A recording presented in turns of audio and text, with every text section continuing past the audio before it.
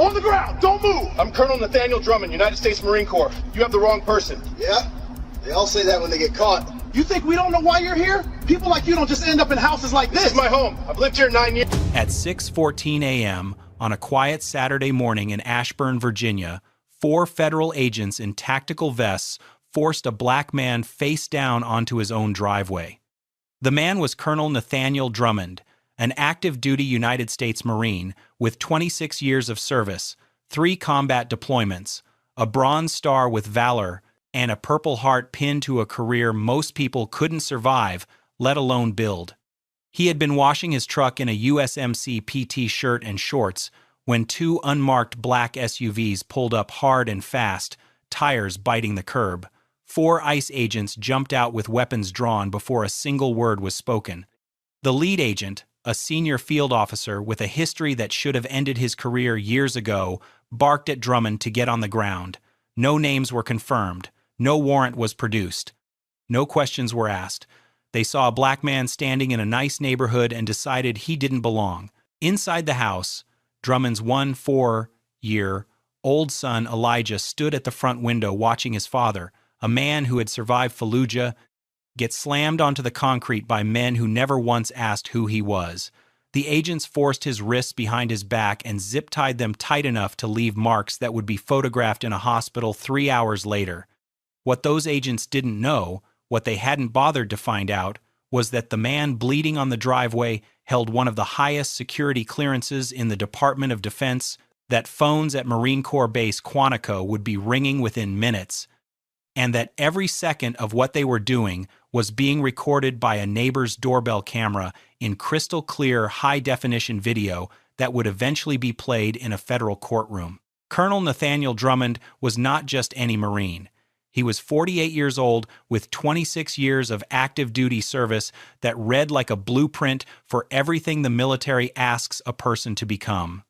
3 combat deployments, the first in Fallujah during some of the most violent urban warfare since Vietnam, the second in Helmand Province during the height of the Afghan surge, and the third a classified special operations mission in East Africa that would never appear in any public record.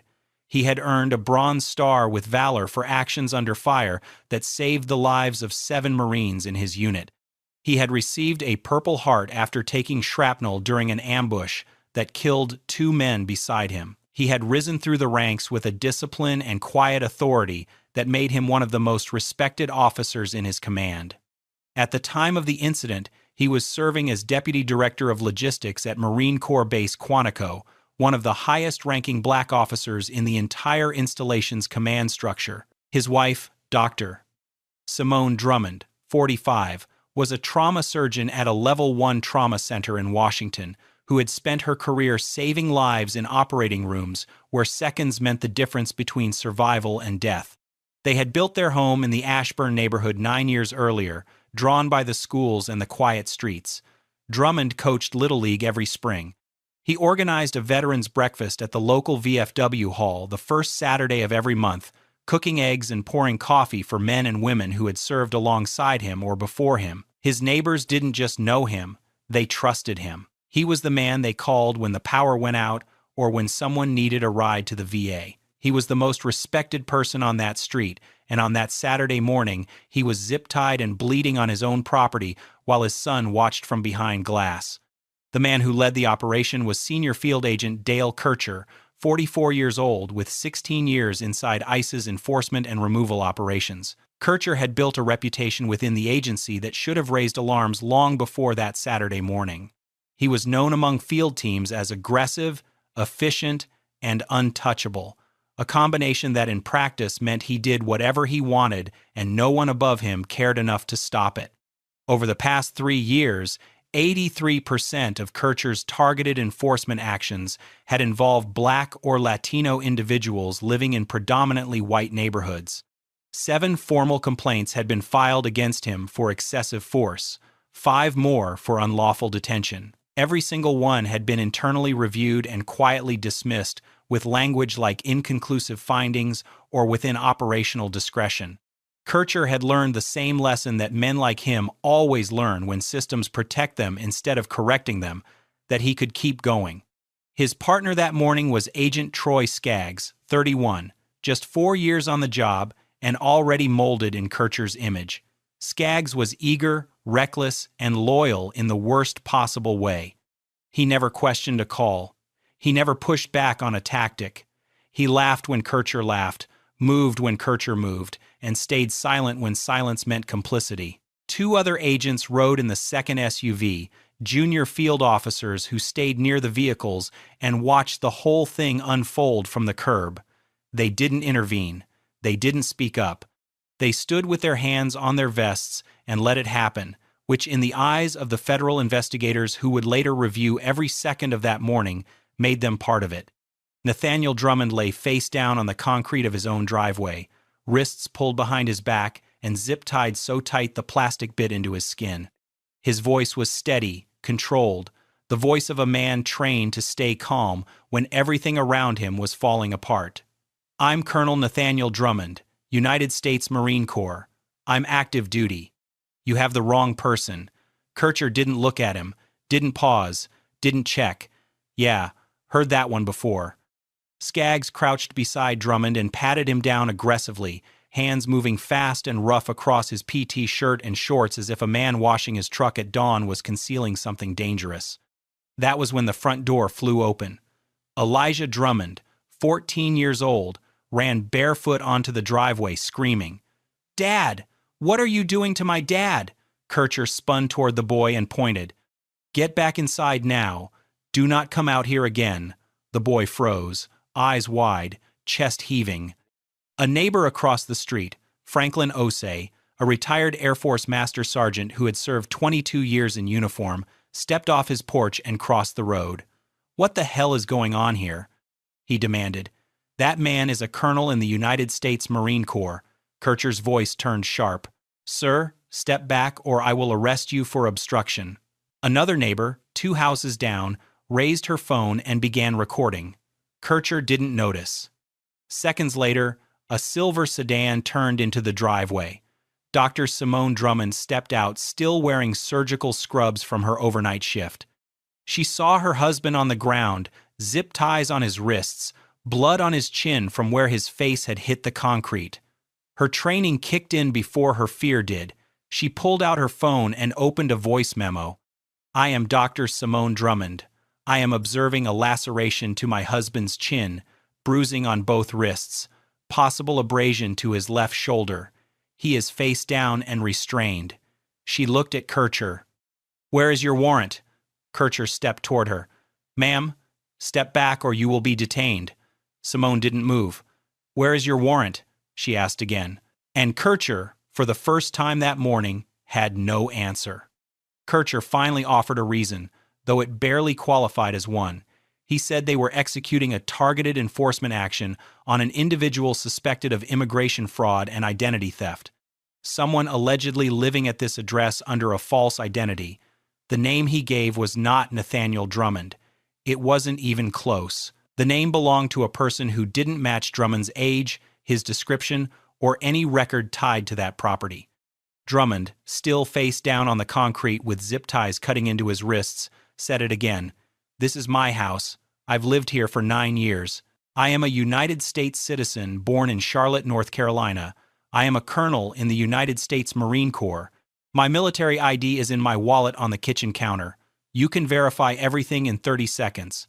Kircher didn't go inside, didn't send Skaggs to check, didn't radio anyone to run the name. He looked down at Drummond the way a man looks at someone whose words don't matter and said, "We'll sort it out at the field office." Skaggs grabbed one arm, Kircher grabbed the other. They pulled Drummond to his feet and began walking him toward the SUV. His son was still standing in the doorway, tears running down his face, calling his father's name. Simone was still holding her phone, still recording, still demanding to see a warrant that didn't exist, because there was no warrant, no judge had signed one, no probable cause had been established.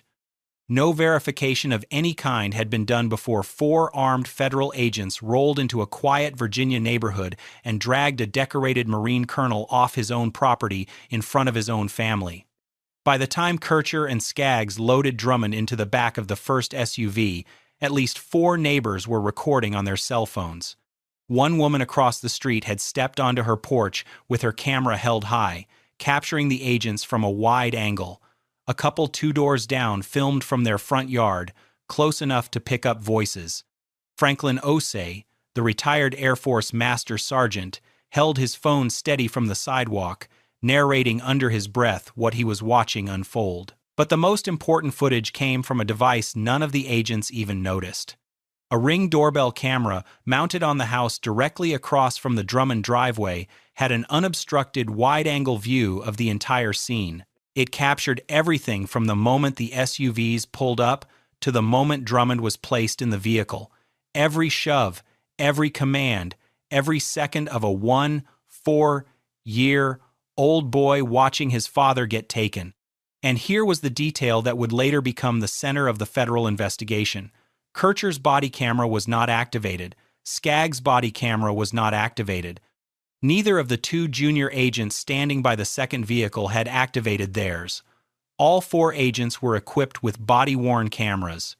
All 4 were required under federal policy to activate them during any enforcement action, and all 4 had chosen not to. When investigators later pulled the activation logs, they found that Kircher had failed to record on more than 60 prior enforcement actions over the past 3 years. Skaggs had 23 gaps in his own record. The pattern wasn't accidental. It was habitual, and in the eyes of federal prosecutors, it suggested something far worse than negligence. It suggested that these agents knew exactly what they were doing, and they didn't want it on tape.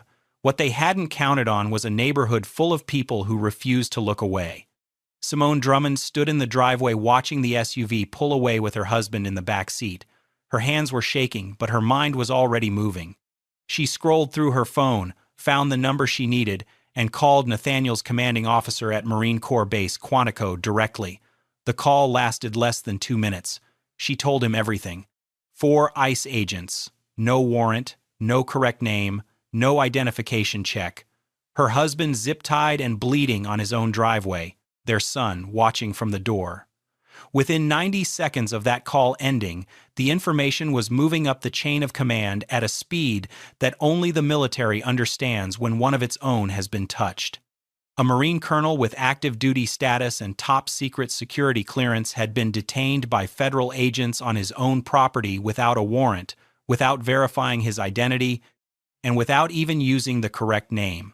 Within 8 minutes, calls were being made from Quantico to the Pentagon, from the Pentagon to the Department of Homeland Security Inspector General's office. From DHS to ICE Field Command in Washington, a JAG attorney was dispatched from Quantico with orders to locate Drummond and ensure his immediate release. The Marine Corps does not make polite requests when one of its colonels is dragged off American soil in zip ties. The message that moved through every channel that morning was direct and left no room for interpretation. Release him immediately, or this becomes a federal incident within the hour. The people on the other end of those calls understood exactly what that meant. But by the time those calls reached the right desks, Dale Kircher had already made his next mistake. Despite the calls now burning through federal phone lines, Kircher transported Drummond to the ICE field office as if nothing had changed. He walked him through the back entrance, past 2 supervisors who didn't ask a single question, and placed him in a holding cell. The zip ties were removed and replaced with metal cuffs. Drummond sat on a steel bench in a PT shirt, shorts, and no shoes. The cell was cold. The lights were fluorescent and constant. For 2 hours and 47 minutes, a decorated Marine colonel with 26 years of service to his country sat in federal custody without being read his rights, without being offered water, and without being allowed to make a phone call. He asked twice to speak to someone in charge. Both times he was told to sit tight. He asked for the name of the individual they were looking for. No one answered. He told them again who he was. No one checked.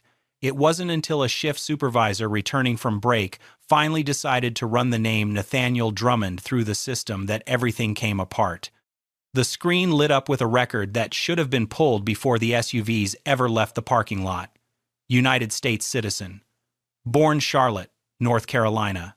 Active duty, United States Marine Corps. Rank, Colonel. Current duty station, Marine Corps Base Quantico. Security clearance, top secret. The supervisor stared at the screen, then looked down the hall toward the holding cell where a man in workout clothes sat cuffed to a bench. The person they had actually been looking for didn't match Drummond in name, age, physical description, or address history. Not one detail overlapped. Federal investigators would later describe the operation as catastrophically negligent intelligence work and racially motivated target selection. The supervisor picked up the phone. His hand was shaking. Not because he felt sorry for the man in the cell, but because he understood what was about to come down on everyone who had touched this case. They released him without apology. No one from the team that had arrested him was present. Kircher had clocked out while Drummond was still sitting in the holding cell, as if the morning had been routine, as if dragging an innocent man from his own driveway was just another shift. A junior supervisor whose name Drummond would never remember handed him a clear plastic bag containing his wallet, his watch, and his house keys. There was a miscommunication, the supervisor said, not meeting his eyes. That was the only explanation offered to a man who had spent nearly 3 hours cuffed in a federal holding cell for the crime of being black in his own neighborhood. Simone was waiting in the parking lot. She didn't speak when he got in the car. She didn't need to. She could see the bruises ringing both wrists where the zip ties had been pulled too tight. She could see the laceration on his chin, still raw and dark with dried blood.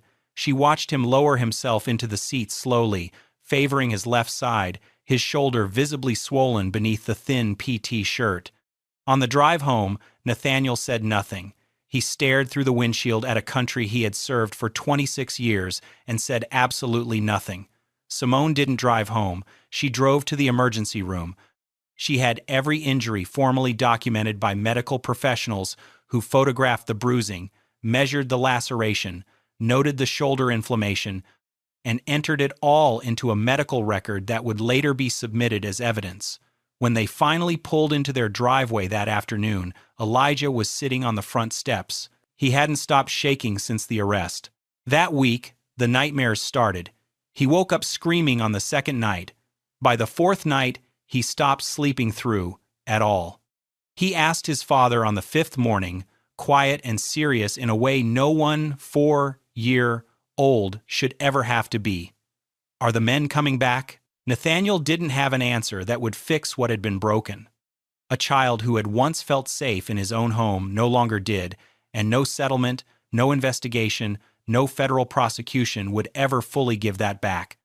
Within 48 hours, the United States Marine Corps formally requested a federal investigation through the Department of Defense. The request did not go through normal channels. It went straight to the top. The DHS Inspector General opened an immediate inquiry into the actions of all 4 agents involved in the detention. The FBI Civil Rights Division was notified and began coordinating with federal prosecutors. 2 members of the House Armed Services Committee issued public statements demanding a full accounting of how an active-duty Marine colonel with top-secret clearance was arrested without a warrant, without identification, verification, and without even the correct name. Behind closed doors, the language was sharper. A senior Pentagon official told a room of Defense Department attorneys that what happened in that driveway was not a miscommunication. It was a civil rights violation carried out by federal agents against one of our own, and we will treat it as such. Meanwhile, the footage was spreading. The Ring doorbell video from across the street appeared first on a military spouse forum, uploaded by a neighbor who had obtained it with the homeowner's permission. Within hours, it was everywhere. The wide-angle footage showed everything in unbroken clarity. The SUVs skidding to a stop, the agents jumping out with weapons drawn, Drummond being forced to the ground, the zip ties, Elijah running out the front door screaming, Kircher pointing at the boy and shouting, Simone arriving in scrubs and demanding a warrant. Cell phone videos from other neighbors filled in the angles the doorbell camera couldn't reach, capturing close-up audio of Drummond calmly identifying himself and Kircher refusing to listen. The videos reached millions of views across platforms within days. National media picked it up by Monday morning. ICE issued a terse, 3-sentence statement that read like it had been drafted by a lawyer who already knew how bad this was going to get. The agency is reviewing the circumstances of a recent enforcement action in the Northern Virginia area. We are committed to ensuring all operations are conducted in accordance with applicable law and policy. No further comment at this time. The statement satisfied no one. It wasn't meant to. It was a placeholder from an agency that was already calculating how much damage control it was going to need and realizing the answer was far more than it could afford. Federal investigators pulled Dale Kircher's complete service record within the first week of the inquiry, and what they found was not a single lapse in judgment. It was a pattern so consistent and so deeply embedded that it could only be described as systematic. Over the past 3 years, Kircher had led 141 targeted enforcement actions across the Northern Virginia region. Of those 141, a staggering 117 had targeted Black or Latino individuals, the vast majority of them living in predominantly white neighborhoods. 34 of those operations resulted in confirmed wrongful detentions, meaning 34 people who were either United States citizens or legal permanent residents had been pulled from their homes, their cars, their daily lives, and detained by federal agents without proper verification of identity or legal status. Kircher had developed a practice of bypassing warrant procedures entirely, instead relying on exigent circumstances, claims that were written up after the fact, sometimes hours after a detention had already occurred, fabricated justifications inserted into paperwork to make unlawful actions appear lawful on paper. But the most damning evidence came from inside the agency itself. Internal emails between Kircher and Skaggs, recovered during the digital forensics review, revealed a casual and dehumanizing language that stripped every pretense of professionalism from their operations. They referred to Black neighborhoods as hunting grounds. They joked about bagging suspects the way a person might talk about a weekend sport. In one exchange, Kircher had written to Skaggs about an upcoming operation in a mixed-income suburb, saying, "Easy pickings out there. Nobody fights back when you roll up fast enough." Skaggs had replied with a laughing emoji and the words, "Let's go get some." The body camera non-activation was not an occasional oversight. It was systemic. Kircher had failed to record on more than 60 documented enforcement actions. Skaggs had gaps on 23. And in every single instance where recordings were missing, the operations had involved minorities and in many cases had generated complaints that went nowhere because there was no footage to support them. Kircher's supervisors had been aware of the pattern. They had seen the complaint files, they had reviewed the demographic data, and they had never disciplined him once. Not a written warning, not a suspension, not even a conversation. The suspensions came down fast once the evidence started moving through federal channels. Dale Kircher was suspended without pay, pending the outcome of the federal investigation. Troy Skaggs was suspended the same day under the same terms. 2 supervisors who had signed off on the flawed intelligence packet that led to Drummond's arrest and who had for years ignored the mounting pattern of complaints against Kircher were placed on administrative leave. Their access to federal systems was revoked. Their credentials were collected. The ICE Field Office Director for the Northern Virginia region issued a public apology that was carried by every major outlet and immediately criticized as insufficient. He called the incident regrettable and said the agency was committed to reviewing its internal processes to ensure accountability. He did not name Kircher. He did not name Skaggs. He did not acknowledge the 34 prior wrongful detentions or the emails or the body camera failures. He spoke in the careful, empty language of a man trying to contain a fire that had already burned past the walls. Congressional hearings were announced within the week. The chair of the House Armed Services Committee called the detention of Colonel Drummond a disgrace to every principle of constitutional protection and an insult to the men and women who serve this country in uniform. A Marine Corps 2-star general issued a rare public statement that carried none of the diplomatic softness of the ICE apology. The detention of one of our senior officers, a combat veteran and Bronze Star recipient, without warrant, without cause, and without basic verification, is an unconscionable failure that we will pursue to its fullest accountability. The statement was read on the floor of Congress the following day. Kircher's attorney appeared on cable news that evening and told a host that his client was simply following established protocols. The host asked a single follow-up question. Did those protocols include obtaining a warrant? The attorney paused. Did they include verifying the target's identity before making an arrest? Another pause. Did they include activating a body camera as required by federal policy? The attorney declined to answer, because the protocols Kircher claimed to follow did not include any of those things, and everyone watching already knew it. The federal indictments came down 6 weeks after the investigation began. A grand jury in the Eastern District of Virginia charged Senior Field Agent Dale Kircher with deprivation of rights under color of law under 18 U.S.C. Section 242, conspiracy to deprive civil rights under 18 U.S.C. Section 241, and filing false reports tied to fabricated exigent circumstances claims. Troy Skaggs was indicted as a co-conspirator. The trial lasted 4 weeks. The jury watched the Ring doorbell footage in silence, then the cell phone videos from 4 neighbors, then heard Drummond's calm voice identifying himself over and over while Kircher dismissed him. They heard a 1-4-year-old boy screaming for his father. Then came the internal emails, the hunting grounds messages, the easy pickings exchange, the laughing emoji followed by "let's go get some." 34 prior wrongful detention victims took the stand over 6 days. A Latino father pulled from his car in front of his daughters. A black grandmother detained in her bathrobe while agents ransacked her home looking for a man who never lived there. A legal resident held for 9 hours without a phone call. Each story different in detail but identical in architecture. The defense argued Kircher acted within the scope of his duties. The jury deliberated for a day and a half, guilty on all counts. Kircher was sentenced to 5 years and 4 months in federal prison. Skaggs received 2 years.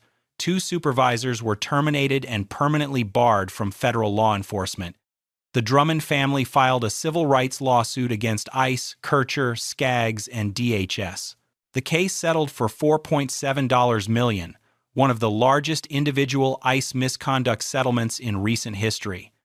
Mandated reforms included independent oversight of targeted enforcement actions, mandatory warrant verification, real-time body camera compliance monitoring, and quarterly demographic audits of every field agent's enforcement patterns.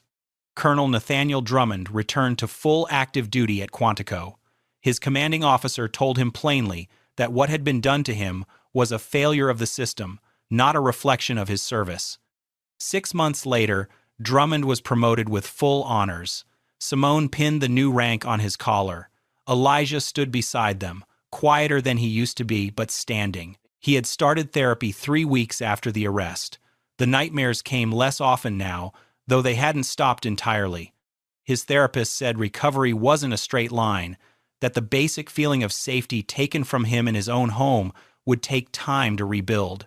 Drummond testified before Congress in full Marine dress blues. He spoke about the intersection of military service and civil rights, about what it meant to spend 26 years defending a constitution that could not protect him in his own driveway. Every member of the committee sat in silence as he spoke. The Drummond family established the Drummond Justice Initiative, a nonprofit providing legal defense to citizens wrongfully targeted by federal enforcement agencies. Within its first year, the initiative took on 19 cases. Kircher served his sentence. He never apologized. Skaggs, in a post-sentencing interview, said something Kircher never could. "I should have said something. I knew it was wrong, and I followed anyway. Watching that boy run out screaming for his father, I knew right then, and I didn't stop it. They came for him without a warrant, without cause, without humanity. They forgot that the man on the concrete had spent 26 years defending the country they claimed to serve. And when the system turned, it didn't just correct itself, it crushed every career that made it possible. This case was brutal, but the case on the right spirals completely out of control." Oh, step away from the door! Keep your hands up where I can see them! My residence. Identify yourself and state your authority. You can explain that downtown. Turn around, right now! I am a... You are making a serious... I don't care what you say you are! You're being... At 6:47 a.m. on a quiet Saturday morning in Pasadena, California, a black woman in a bathrobe stepped out of her front door to retrieve the newspaper from the end of her driveway. Birds were singing, coffee was brewing inside, 2 grandchildren were still asleep in the guest room down the hall. The street was lined with mature oaks and well-kept homes, the kind of neighborhood where nothing ever happened. The woman was Justice Vivian Ashford, 58 years old, Associate Justice of the California Supreme Court. She had spent more than 30 years in law. She had served as a federal prosecutor, then as an appellate judge, before being appointed to the state's highest court 6 years earlier. Legal scholars called her one of the sharpest minds on the bench. She had written landmark opinions on civil liberties, police accountability, and constitutional protections that were cited in law schools across the country. That morning, none of that mattered to the men inside the black SUV rolling slowly down Mariposa Lane. All they saw was a black woman standing alone in a driveway, and that was enough. The man behind the wheel of that SUV was ICE Supervisory Agent Dalton Voss, 44 years old, 16 years with the agency. Voss was known internally for what supervisors politely called high-yield operations. In practice, that meant aggressive tactics, maximum arrests, and minimal paperwork. He ran his team like every sweep was a raid, every target a threat, every door an obstacle. 9 formal complaints had been filed against him by civil rights attorneys over the years. Every single one had been buried or dismissed. Sitting beside him was Agent Nolan Strack, 31, 4 years on the job, the kind of junior agent who never questioned a senior officer's call. Strack followed Voss the way a shadow follows a body. He laughed when Voss laughed. He moved when Voss moved. And when Voss made a decision, Strack backed it without hesitation. That morning, the two of them were running a targeted immigration sweep in the Pasadena area based on a tip about undocumented individuals somewhere in the neighborhood. Their warrant named a specific address, 412 Mariposa Lane. Justice Vivian Ashford lived at 414 Mariposa Lane, one house over, 2 digits apart, but Voss never double-checked. He didn't verify the house number, he didn't confirm the name on the mailbox, he didn't cross-reference the address on the warrant with the property in front of him. He saw a black woman in a driveway, and his assumptions did the rest. He put the SUV in park, opened his door, and stepped onto the curb with the confidence of a man who had never once been held accountable for being wrong. Voss stepped out of the SUV first. Strack followed half a second later. 2 additional agents climbed out from the back seats, both in tactical vests with ICE printed across the chest. 4 federal agents, armed and deliberate, walking up the driveway of a 5-8-year-old woman in a bathrobe holding a Saturday newspaper. Voss led the approach. His hand rested on his belt. His posture was wide, aggressive, the stance of a man who had already decided how this was going to go before a single word was spoken. He stopped 5 feet from Ashford and didn't introduce himself, didn't show credentials, didn't explain why 4 armed men were standing on her property before 7 in the morning. He started with a command. "I need to see identification. Who are you? Who else is inside this residence? Are you a United States citizen?" Ashford looked at the 4 men, then back at Voss. Her voice was steady. "My name is Vivian Ashford. I am an Associate Justice of the California Supreme Court. This is my home." Voss tilted his head slightly and let out a short laugh. "Sure you are." He glanced at Strack. "People say all kinds of things." Strack moved without being told, stepping to the side and positioning himself between Ashford and her front door. She noticed it immediately.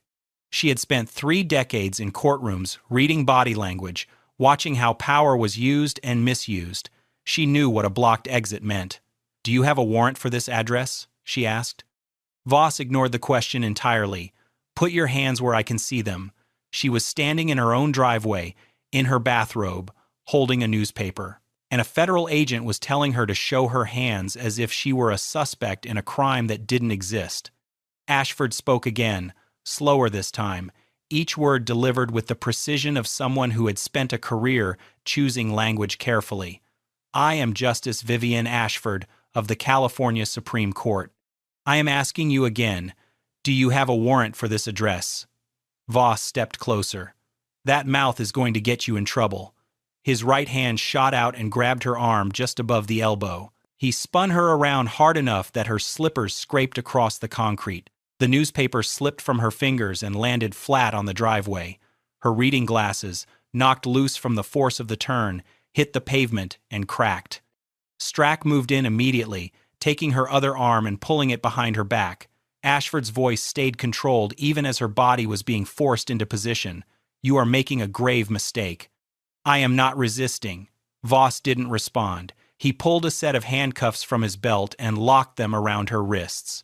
The metallic click echoed in the early morning silence.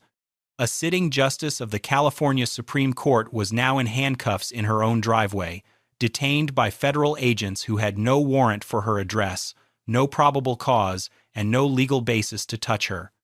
Across the street, Edwin Choi, 72, a retired aerospace engineer, had been watering his garden when the SUV pulled up.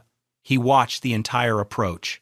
When the handcuffs came out, he set down his hose, pulled his phone from his shirt pocket, and began recording. 2 doors down, Sandra Oyeleran, 45, a professor of applied physics at Caltech, stepped outside when she heard the raised voices. She saw Ashford in cuffs and shouted across the lawn, "What are you doing? Stop! Leave her alone!" Strack turned toward her. "Ma'am, go back inside your home, or you will be detained." Oyeleran didn't move. Her phone was already in her hand. Inside the house, the shouting reached the guest room at the end of the hall. Elijah, 10, woke first. He sat up in bed and listened. The voices were sharp, male, commanding. They didn't belong to anyone he knew. He slid out of bed and walked to the front window of the living room. What he saw through the glass would stay with him for the rest of his life. His grandmother was standing in the driveway in her bathrobe, her arms behind her back, metal cuffs around her wrists. 4 men in tactical vests with guns on their hips surrounded her. One of them had his hand on her shoulder. Elijah screamed. The sound woke Simone, 7, who came running down the hallway calling for her grandmother. When she reached the living room and saw her brother pressed against the window, shaking, she began to cry. Neither child understood what was happening. Neither child had been told. Before either of them could reach the front door, it opened from the outside. A third agent, one of the 2 who had exited the back of the SUV, stepped into the home without knocking, without permission, and without a warrant. He saw the 2 children standing in the living room, one screaming, one sobbing. He reached for his radio. "There are kids in here." Voss's voice came back through the speaker, flat and unbothered. "Secure them." The agent looked at Elijah and Simone. "Sit down on the couch. Don't move." Simone's voice broke through her tears. "Where's my grandma? What are you doing to my grandma?" The agent said nothing.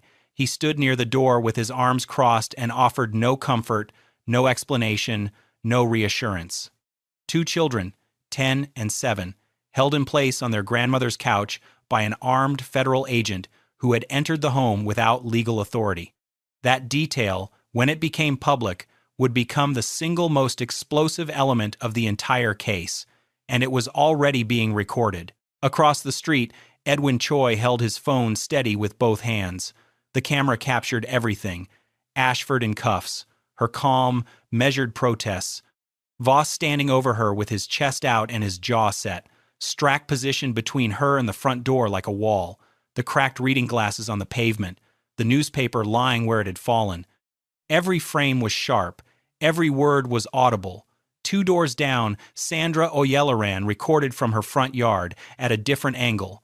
Her hands were shaking visibly, not from fear but from anger. Her footage caught what Choi's couldn't. The moment the third agent pushed open the front door and disappeared inside the house without anyone inviting him in. Choi lowered his phone just long enough to dial 911. When the dispatcher answered, he spoke quickly. "Federal agents are outside my neighbor's house. They've handcuffed her in her driveway. She's a justice of the California Supreme Court." There was a pause on the line. "Sir, can you repeat that?" He said it again, slower. "They have her in handcuffs. She's a sitting justice. They're in her house now. There are children inside." The dispatcher flagged the call as priority. Oyeleran didn't wait for 911. She called the Pasadena Police Department directly. Her voice was tight, controlled, furious. She gave the address, described what she was seeing, and demanded officers respond immediately. A jogger who had been running up Mariposa Lane slowed, then stopped completely when he saw the scene. He pulled out his phone and began filming from the sidewalk. No one told him to leave. No one noticed him at all. Within 20 minutes of Voss stepping out of that SUV, 3 independent recordings existed from 3 different angles. None of them showed a crime being committed by Vivian Ashford. All of them showed crimes being committed against her. The Pasadena PD cruiser came around the corner of Mariposa Lane 7 minutes after the 911 call. 2 officers stepped out. The first was Sergeant Diana Reeves, 46, a 19-year veteran of the department with a reputation for being calm under pressure and intolerant of nonsense. Her partner stayed near the vehicle. Reeves took in the scene in 3 seconds. A black woman in a bathrobe, handcuffed in a driveway, 4 men in tactical vests with ice markings, neighbors on porches with phones raised, cracked glasses on the ground, a newspaper lying in the middle of the concrete. She walked straight to Voss. "What's going on here?" Voss didn't look at her when he answered. "Immigration enforcement operation. Federal matter. Local PD can stand down." Reeves didn't move. "I'm not standing down. I responded to a 911 call reporting a unlawful detention. Show me the warrant." Voss exhaled through his nose, annoyed, but reached into his vest and produced the folded document. He handed it over like it proved something. Reeves opened it. Her eyes moved to the address line. 2412 Mariposa Lane. She looked up. Then she looked at the house. At the numbers beside the front door, 414. She folded the warrant and handed it back. "You're at the wrong house." Voss blinked. His mouth opened slightly, but no words came out. Strack, standing 2 steps behind him, went pale. Reeves continued, "And this woman is Justice Vivian Ashford of the California Supreme Court. Remove the handcuffs." "Now." Voss didn't move. "We're still verifying the situation." "There's nothing to verify," Reeves said. "You're at the wrong address. Your warrant doesn't apply here. Take the cuffs off." Voss shifted his weight. His jaw tightened. He looked at Strack, then back at Reeves. "I need to confirm with my Sergeant." Reeves raised her voice. She didn't shout, but every person on that street heard her clearly. "I said remove the handcuffs. Now." Across the street, Edwin Choi's phone captured every second. The hesitation, the defiance. The moment a local sergeant had to tell a federal agent twice to stop breaking the law. The standoff lasted several more minutes. Voss stood with his feet planted, jaw locked, the posture of a man trying to find a way to maintain authority he had already lost. Reeves didn't repeat herself a third time. She simply stood between Voss and Ashford with her Bodycam running and waited. It was Strack who finally moved. He stepped forward, reached for the cuffs, and looked at Voss. Voss gave a barely perceptible nod, the kind of gesture a man makes when he wants to pretend the decision was still his. The cuffs came off. Ashford brought her wrists forward slowly. The skin was red, pressed with the pattern of the metal. Her robe had twisted and pulled loose during the struggle. Her reading glasses lay cracked on the pavement beside the newspaper she had come outside to collect what now felt like a lifetime ago. She was trembling, not from fear. Vivian Ashford had faced down hostile courtrooms, argued before federal panels, and written opinions that changed the legal landscape of an entire state. She was trembling from fury, the kind that doesn't explode but calculates. She turned to Voss and looked directly into his face. "You entered my property without a warrant. You put your hands on me without cause. You sent an agent into my home where my grandchildren were sleeping. I want your full names. I want your badge numbers. I want your supervisor's name and contact information. Every single word of what just happened is going to matter." Voss's tone shifted, smaller now. "Ma'am, it was a mistake. We had the wrong address." Ashford didn't blink. "A mistake is knocking on the wrong door. What you did was assault." Reeves stepped to the side, keyed her radio, and spoke clearly. "Captain, this is Reeves on Mariposa Lane. We have a major incident. Federal agents detained a sitting California Supreme Court justice at her home without a warrant. Children were involved. I need command staff here immediately." There was a pause on the other end. Then a voice came back. "Repeat that."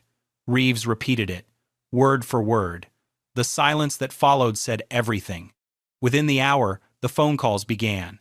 They started local and climbed fast. Sergeant Reeves's captain arrived on scene, took one look at the situation, and called the Pasadena city attorney from his car. The city attorney listened for less than a minute before calling the California Attorney General's office. That call was answered immediately. Inside the house, Vivian Ashford sat at her kitchen table. Her grandchildren were in the next room with a neighbor who had come over to sit with them. Simone had stopped crying but wouldn't let go of her brother's hand. Elijah hadn't spoken a word since the agents left the front porch. Ashford was still in her bathrobe. Her wrists still carried the red impressions of the cuffs. Her hands were shaking, but her voice was not. She picked up the phone and called the Chief Justice of the California Supreme Court. She gave a precise, factual account. No emotion, no editorializing, just the facts. Federal agents arrived at my home at approximately 6:50 a.m. They had a warrant for a different address. They handcuffed me in my driveway. They entered my home without permission. My grandchildren were inside.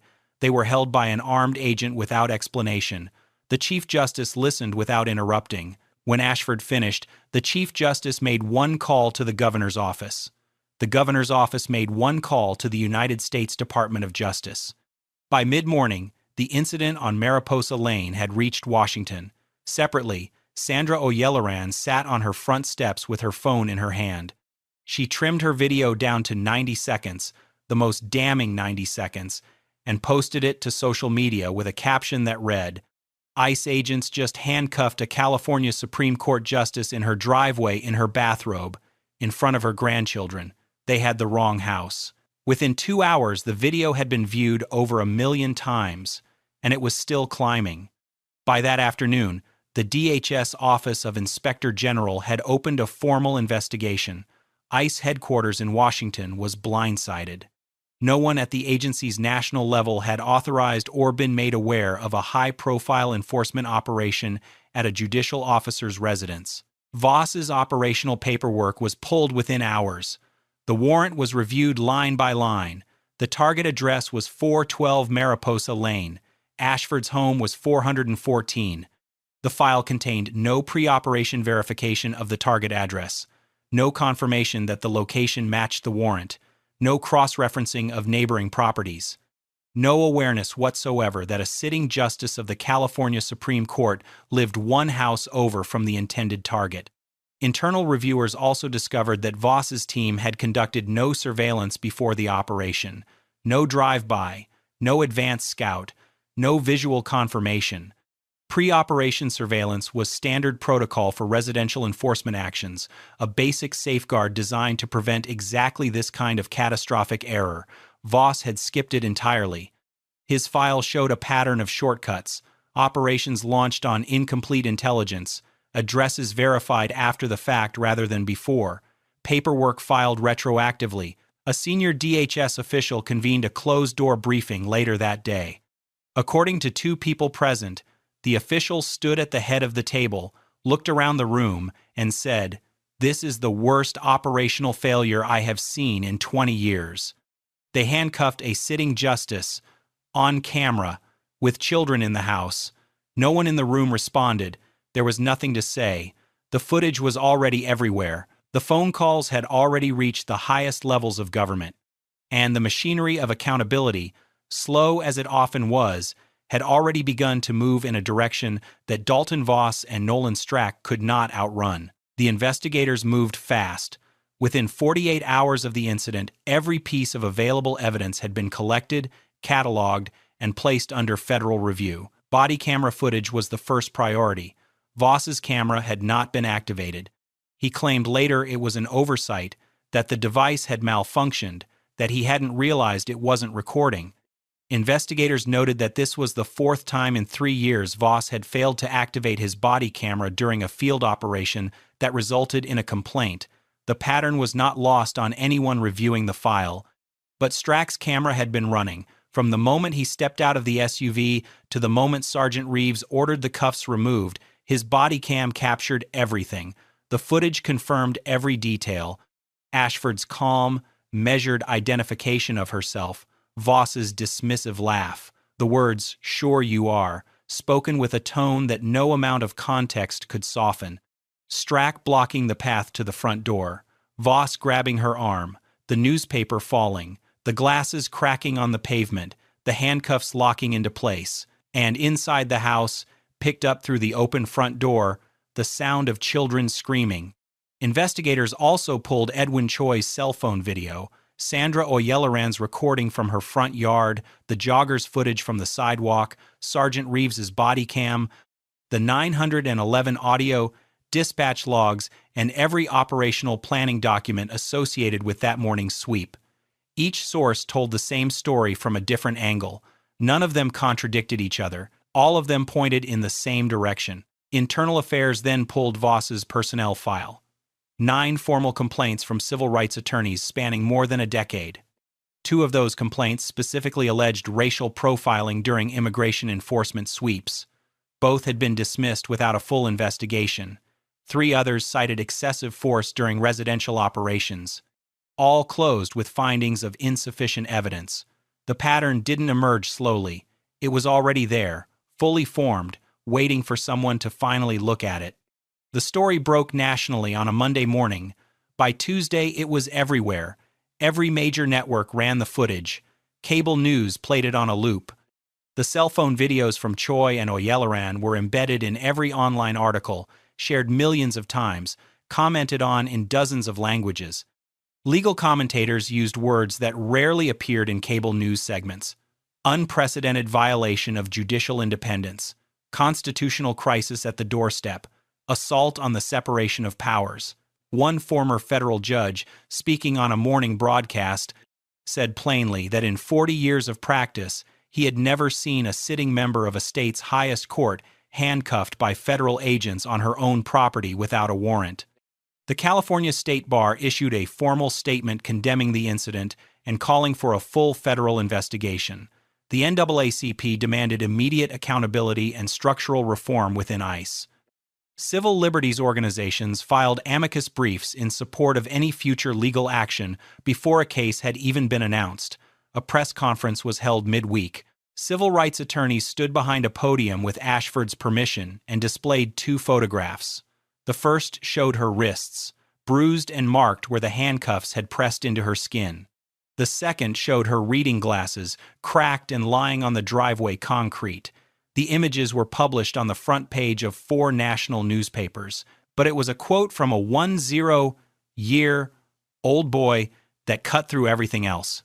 In a newspaper interview conducted with his mother's consent, Elijah sat in his grandmother's living room and said 7 words that became the defining line of the national conversation. "I saw my grandma in handcuffs. I thought they were going to take her away." That quote was reprinted in editorials, cited in congressional floor speeches, and shared so widely online that it became impossible to discuss the case without hearing it. Protests formed outside the ICE field office in Los Angeles.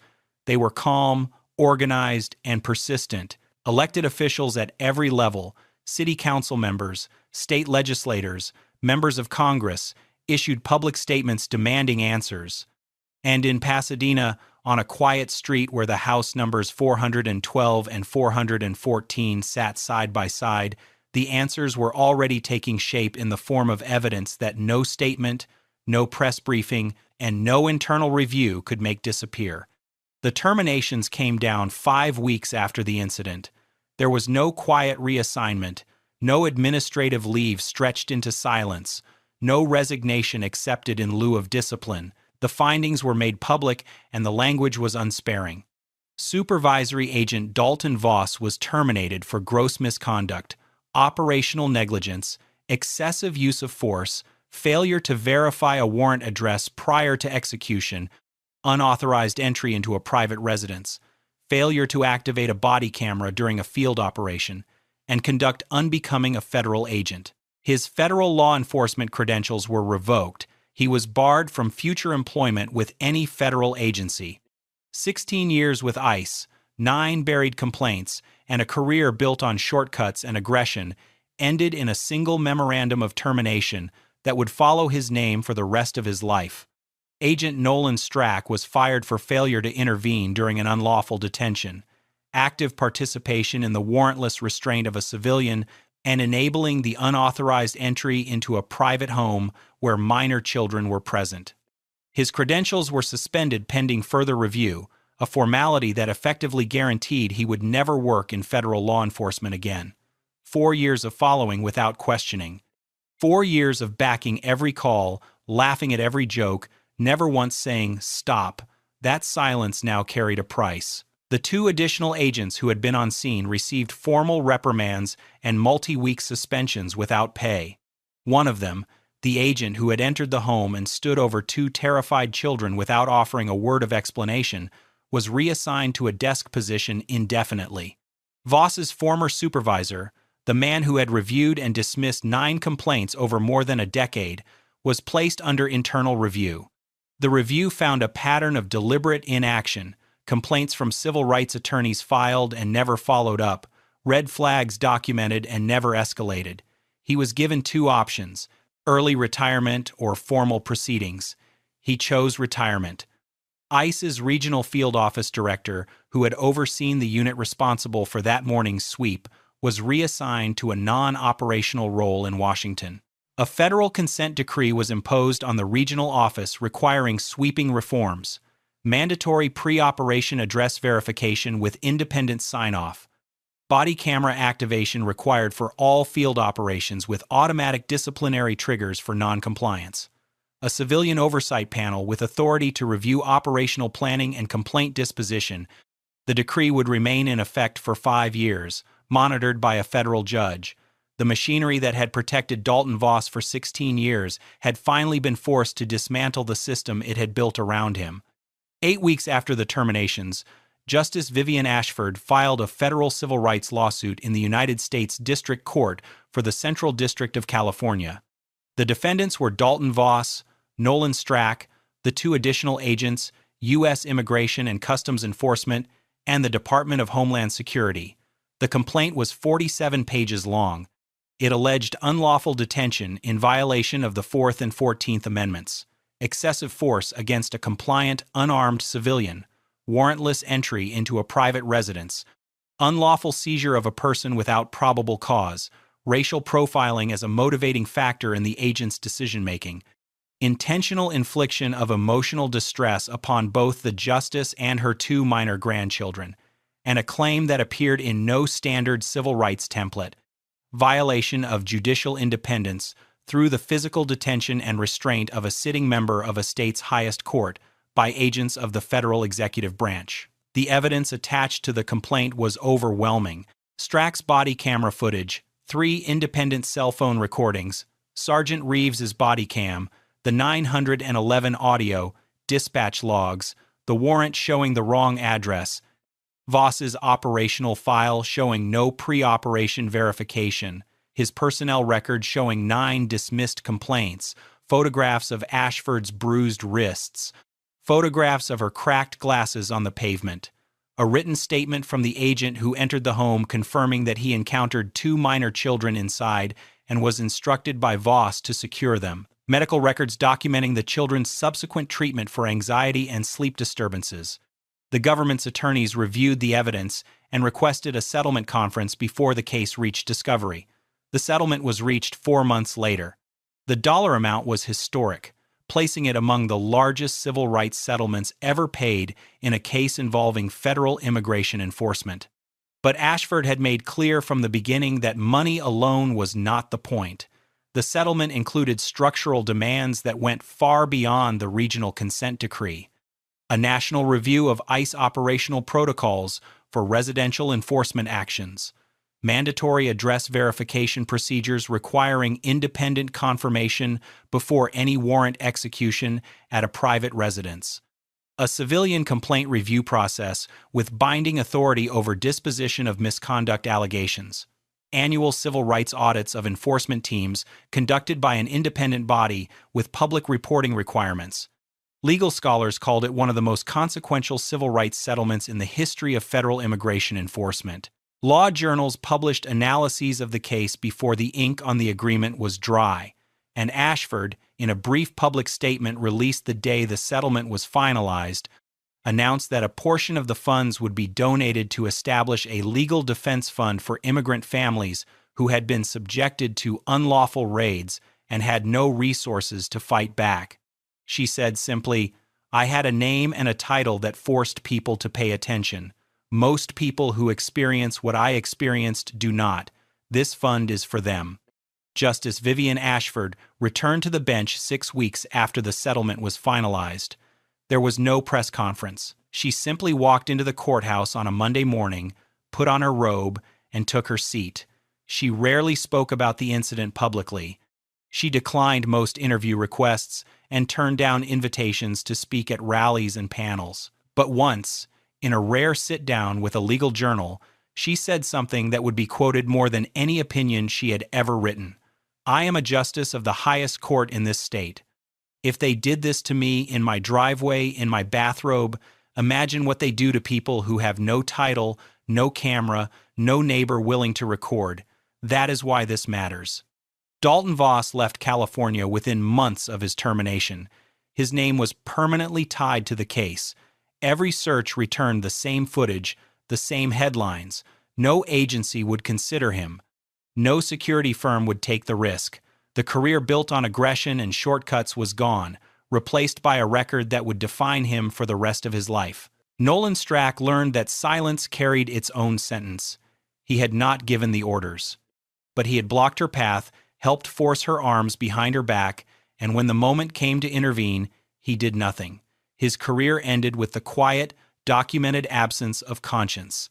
Months later, Elijah's fifth-grade teacher assigned a personal essay. He wrote 4 pages in pencil titled "The Morning They Took My Grandma." It was published unedited by a national magazine and became one of the most widely shared pieces of the year. In Pasadena, on a quiet street where the numbers 412 and 414 sit side by side, a Supreme Court justice still retrieves her newspaper every morning. No one has come to her driveway since. This case was brutal, but this case on the right-hand side is even more insane. Don't move! Hands up! I'm a Now! federal judge. This is my home. Do you have a warrant? Yeah? That's what they all say when they get caught somewhere they don't I belong. belong here. You're on my property. You don't look like you belong in this neighborhood. Get on the ground before I put you there. At 6:42 on a Sunday morning in Coral Springs, Florida, the street was still. Sprinklers ticked across trimmed lawns. A few porch lights glowed in the early gray. Federal Judge Nadine Ashford, 54 years old, stood beside her car in the driveway wearing a white dress and low heels, a Bible and handbag on the passenger seat, her keys in her hand. She was heading to early service the way she did most Sundays, quietly and alone. Then 3 unmarked black SUVs turned hard onto her street, engines loud enough to break the silence of the entire block. They pulled into her driveway in formation, tires barking against the pavement. 6 ICE agents stepped out in tactical vests, sidearms visible, boots heavy on the concrete. The lead agent, Brock Stanton, 43, moved toward her with one hand resting on his holster and the other pointing directly at her. "Don't move. Stay right there." Ashford froze, keys still between her fingers. Behind Stanton, 5 agents fanned out across her property like she was a target in a raid. No one announced a warrant. No one stated probable cause. No one asked a single question before giving commands. What Ashford didn't know yet was that minutes earlier, Stanton had keyed his radio and told dispatch he was approaching a residence where the occupant, quote, "doesn't match the address." That phrase, captured on the dispatch recording, would become the first piece of evidence in a federal investigation that would end careers, trigger congressional hearings, and settle for millions. But in that moment, all Nadine Ashford knew was that 6 armed men had surrounded her in her own driveway, and not one of them saw a judge. They saw a black woman who, in their eyes, didn't belong. Nadine Ashford was not a woman the system had overlooked. She was one it had elevated because she had earned every step. Born in Liberty City, Miami, one of the toughest neighborhoods in South Florida, she was raised by a single mother who worked double shifts as a hospital custodian. She attended public schools where half the students didn't graduate. She did, first in her class. A full academic scholarship took her to Howard University, where she studied political science and graduated summa cum laude. Then came Yale Law School, where she was one of only a handful of black women in her class. She clerked for a federal appellate judge in the 11th Circuit, then spent over a decade as a civil rights litigator before being nominated to the United States District Court for the Southern District of Florida. She was confirmed with bipartisan support 7 years before that Sunday morning. On the bench, she was known for being fair but immovable. She followed the law with precision and held every party to the same standard, including federal agencies. In multiple immigration cases, she had ruled against ICE for due process violations, sloppy filings, and unlawful detentions. Her opinions were cited in appellate decisions. Her name carried weight inside the Department of Justice. She had lived in the same Coral Springs home for 9 years. Her neighbors knew her by name. Her mail carrier waved every afternoon. Her lawn was maintained, her taxes paid, her life built with discipline and intention. None of that mattered to Brock Stanton. He didn't run her name. He didn't check the deed. He saw a black woman in a neighborhood that didn't fit his assumptions, and that was enough. Brock Stanton had been with Immigration and Customs Enforcement for 17 years, all of them stationed out of the Miami field office. He had built a career not on precision or professionalism, but on volume. High numbers, fast operations, minimal paperwork. Among colleagues, he was known as a cowboy, the kind of agent who moved first and justified later. He ran his unit like a patrol squad with no leash, targeting neighborhoods based on instinct rather than intelligence, stopping people based on appearance rather than evidence. His file told a story his supervisors had chosen not to read: 11 formal complaints from detainees and residents over the past decade, allegations of racial profiling, verbal abuse during stops, fabricated justifications entered into reports after the fact to cover baseless detentions. Every single complaint had been reviewed internally and dismissed, not investigated thoroughly, not referred to the Inspector General, dismissed. His supervisor, Deputy Field Director Vance Kellner, 51, had shielded Stanton for years. Kellner liked results.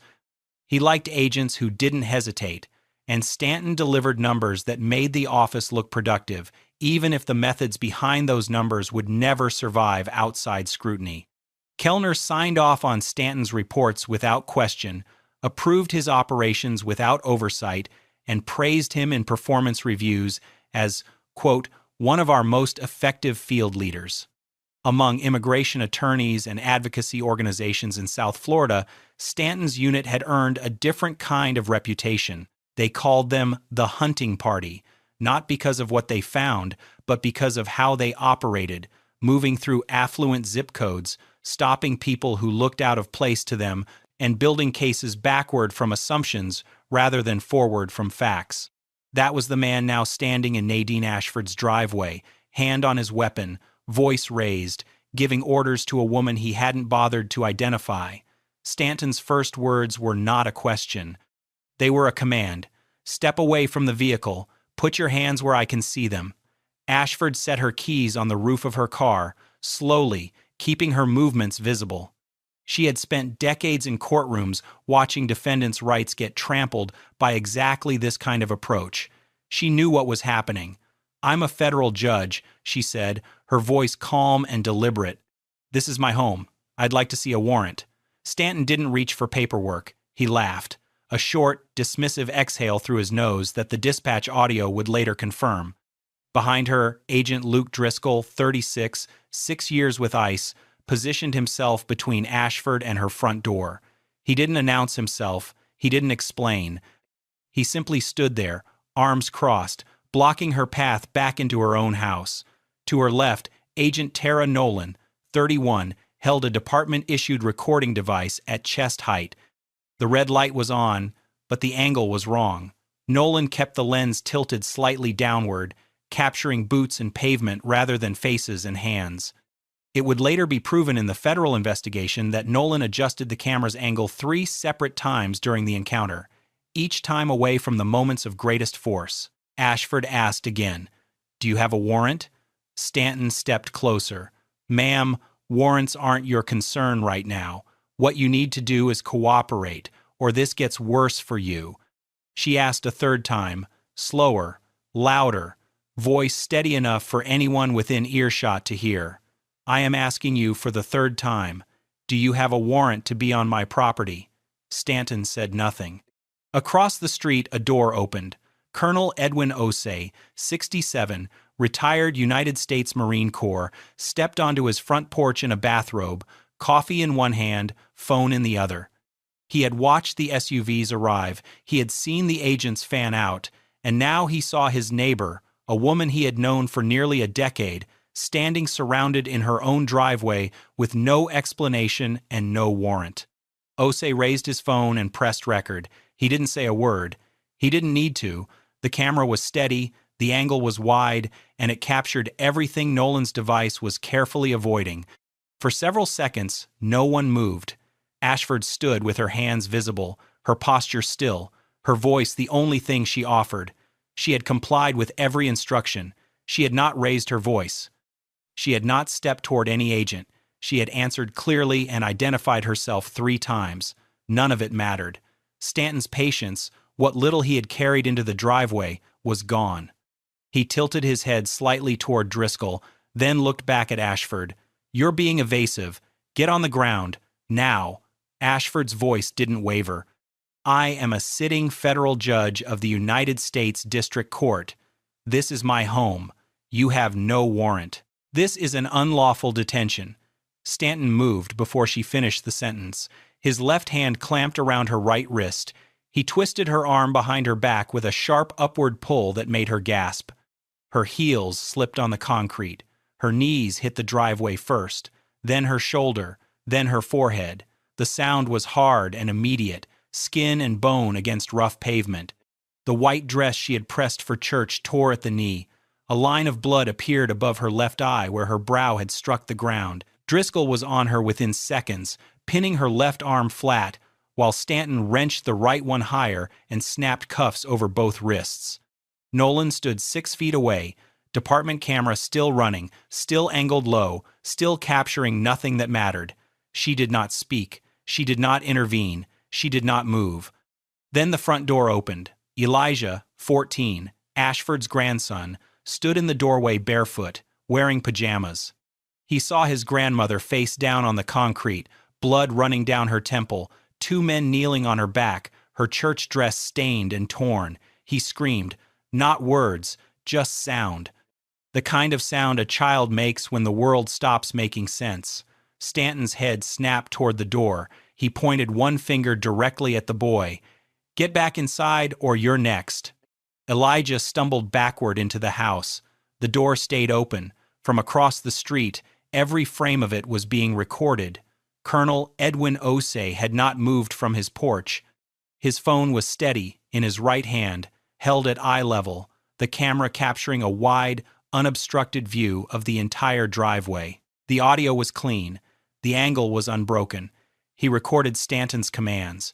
He recorded Ashford's calm, repeated identification of herself. He recorded the grab, the twist, the moment her face hit the pavement. He recorded Driscoll pinning her arm.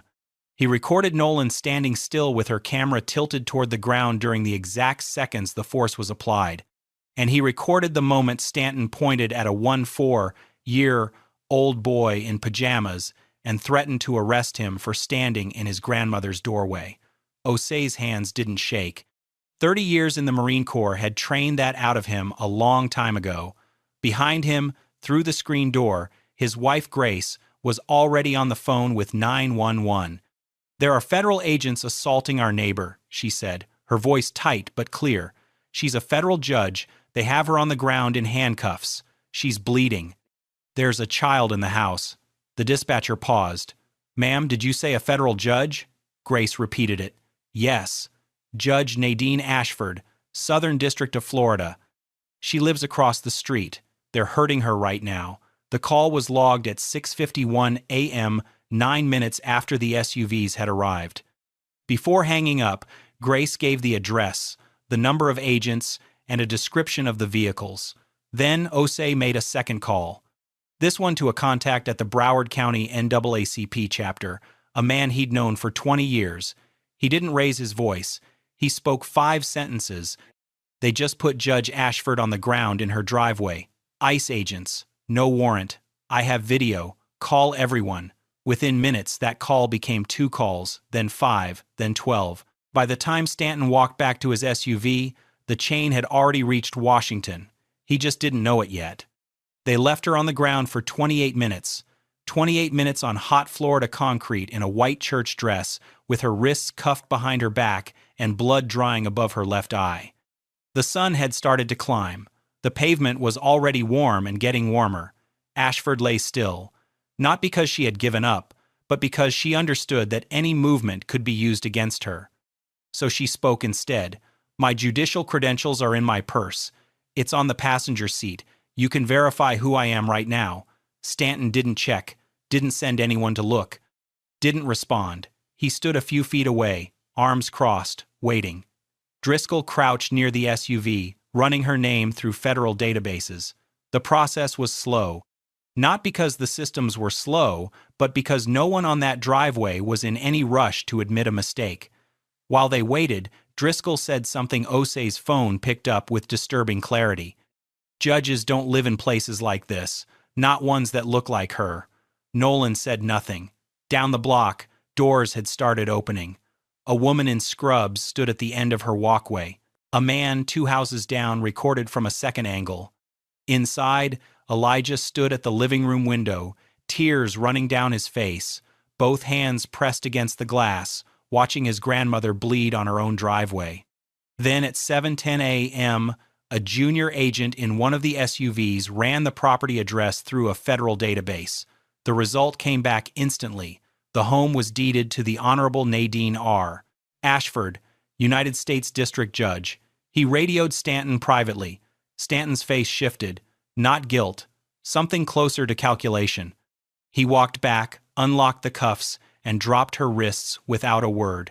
No apology, no explanation, no incident report offered. They drove away like it was any other Sunday morning. For a long time, Ashford didn't move. She sat on her driveway with her legs folded beneath her, one hand pressed to the cut above her eye, the other flat on the concrete. Her dress was torn. Her palms were scraped raw. The cuffs had left red welts around both wrists that would darken into bruises by nightfall. Blood had dried along her jawline. The Bible on the passenger seat was still there. The car door was still open. She never made it to church. Colonel Osei crossed the street immediately, his wife Grace, a step behind with a towel and ice from their freezer. Grace knelt and pressed the towel gently to the wound. Neighbors moved toward the driveway slowly. Someone called paramedics. Ashford's hands were shaking. Her voice was not. She looked at Osei and said, "I need my phone." He retrieved it from the car. She made 4 calls in under 10 minutes. The first to Chief Judge Leonard Keene of the Southern District of Florida. She told him what happened in the same measured tone she used from the bench. He said one sentence, "I'm calling the administrative office now." The second to the United States Marshal's Service. She identified herself, gave her address, and described the incident.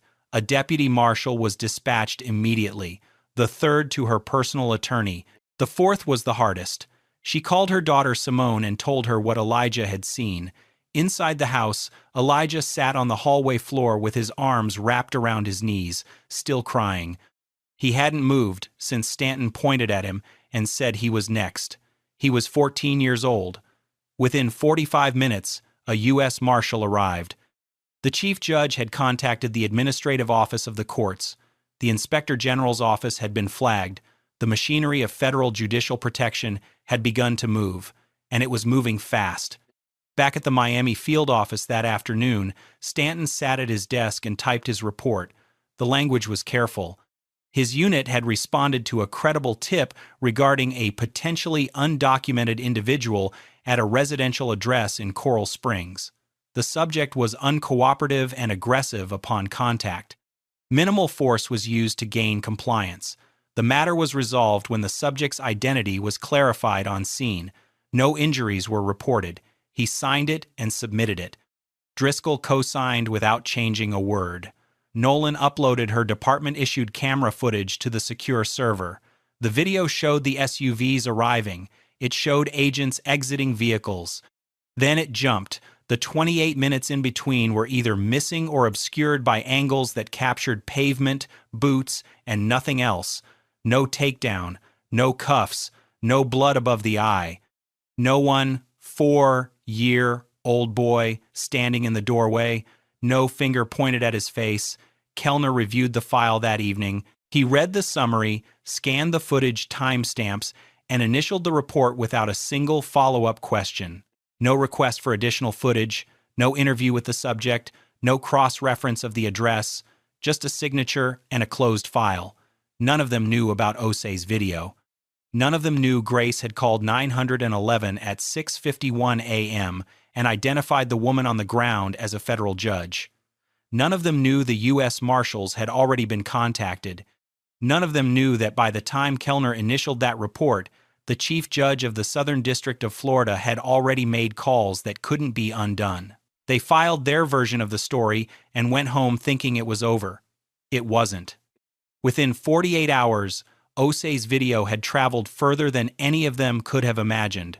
A copy sat with the U.S. Marshals Service, another with the DOJ Office of Inspector General, another with the Office of Professional Responsibility, another with the Congressional Black Caucus.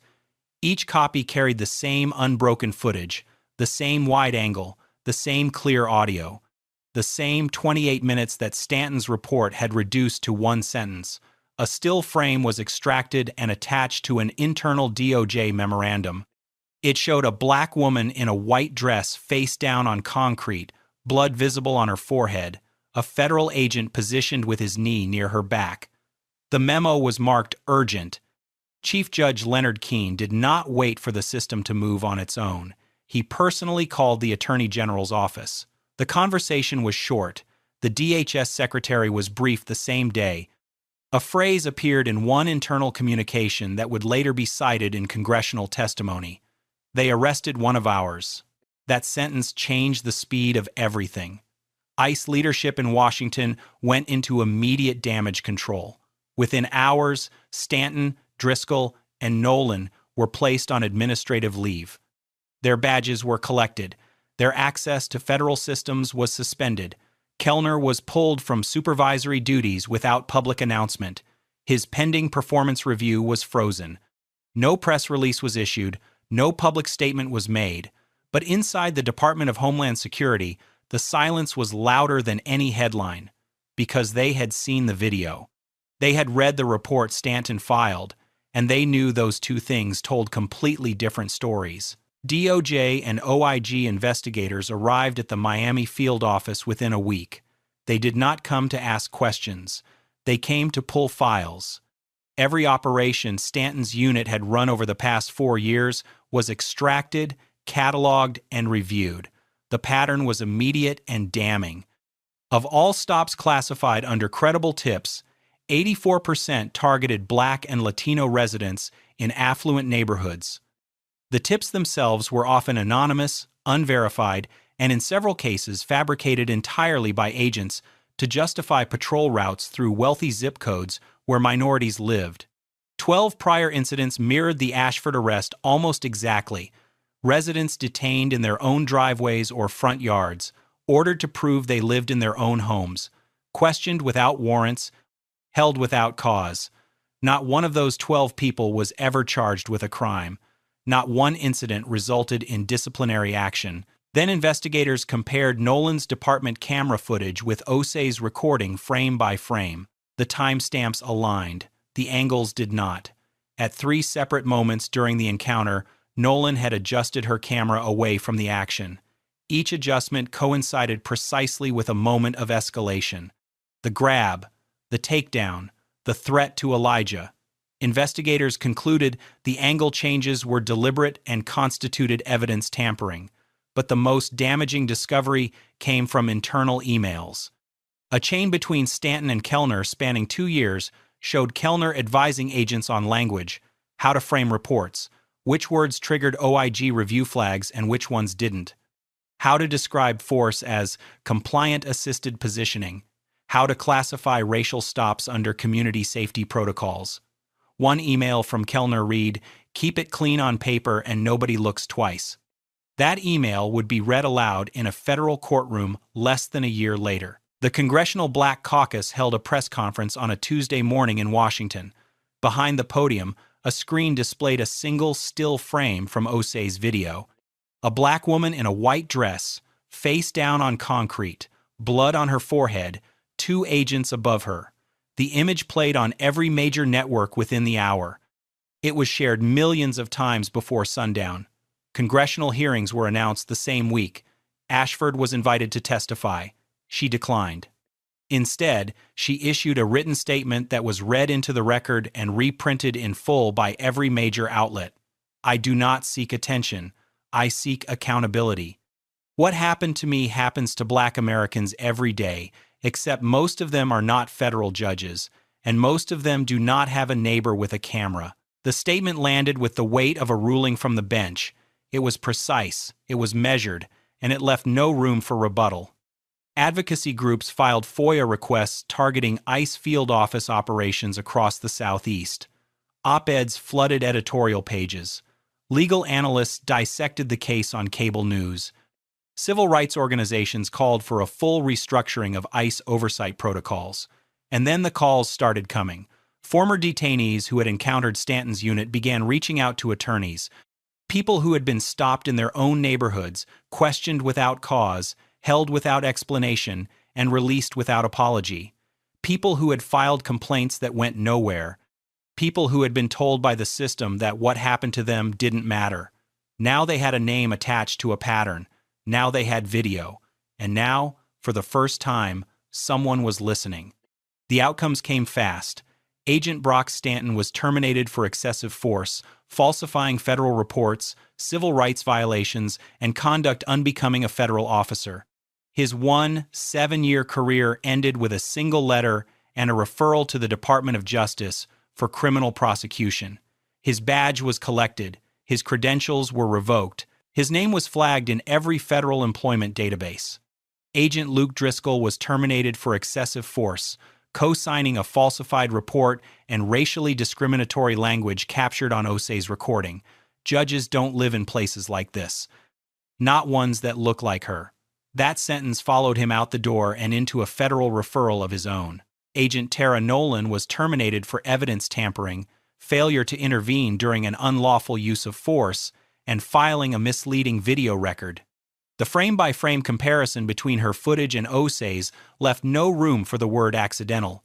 She had watched a federal judge bleed on her own driveway and pointed her camera at the ground. Deputy Field Director Vance Kellner did not wait to be fired.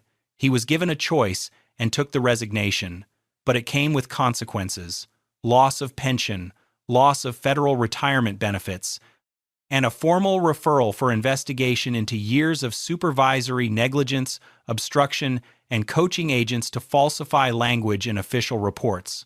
Keep it clean on paper, and nobody looks twice. That email alone would have ended him.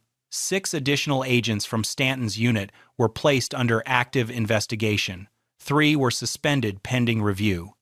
The Miami field office was placed under a federal consent decree requiring independent oversight of all field operations, real-time review of use of force incidents, and civilian auditing of agent complaint records. The hunting party was finished. Judge Ashford filed her lawsuit in the same federal courthouse where she sat on the bench. The suit named ICE, the Department of Homeland Security, Stanton, Driscoll, Nolan, and Kellner, each individually and in their official capacities. The claims were precise: unlawful arrest, excessive force, Fourth Amendment violations, racial profiling, assault, intentional infliction of emotional distress, and a separate claim filed on behalf of her grandson Elijah for psychological trauma suffered by a minor witness who watched his grandmother forced to the ground and was threatened with arrest in his own home. The government moved to settle quietly. The first offer came within weeks. Ashford rejected it. A second offer followed. She rejected that too. Her attorney made her position clear. This is not about a number. This is about a record. The case settled for $4.7 million, but the money was not what made the agreement historic.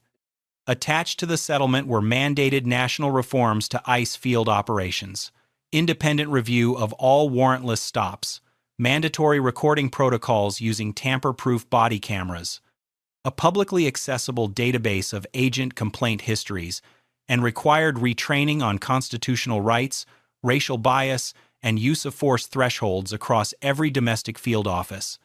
Separately, the criminal cases moved forward. Stanton and Driscoll were indicted on federal civil rights charges. Nolan entered a guilty plea to evidence tampering and received 14 months in federal custody. Driscoll was convicted and sentenced to 3 years. Stanton went to trial. He maintained he had acted on a credible tip and followed protocol.